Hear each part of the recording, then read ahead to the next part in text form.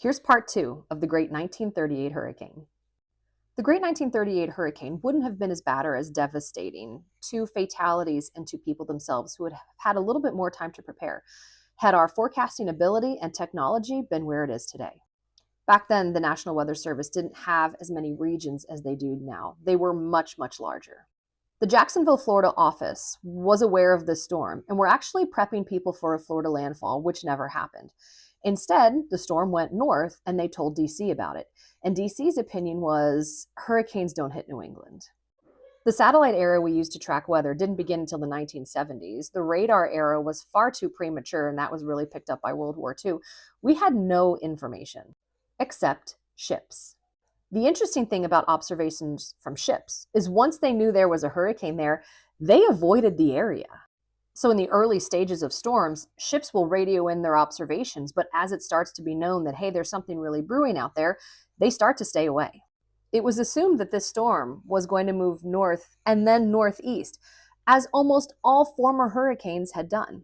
It wasn't until coastal observations started coming in that they realized we got this one wrong, and by then it was too late.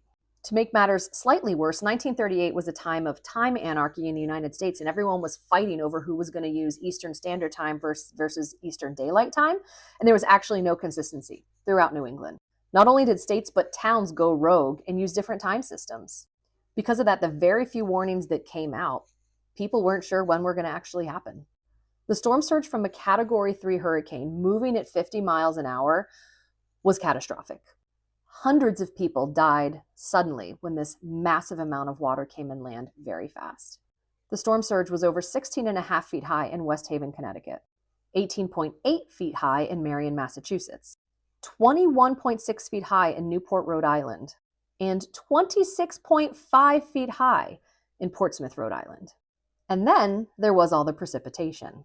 Gardner, Massachusetts was reported to receive almost 13 inches of rain. It's kind of the most popular observation during the time, but they found going back that actually included some of the rainfall from the previous day. The highest hurricane total was in Hillsborough, New Hampshire, with 7.36 inches of rain from the hurricane alone. Despite the wet summer, rivers like the Pemigewasset were actually running pretty low at about 1.5 feet. After the storm and the rain from the hurricane came through, it crested at 23.62 feet. Rivers and streams were flooded and didn't go back to normal until September 25th or 26th. The 1938 hurricane was so strong and so severe, it altered the coastline. Such amazing information in this book, taken by storm, written by Plymouth State professor Lourdes Aviles. She's like the expert on this storm. This has been a really, really cool one to read about.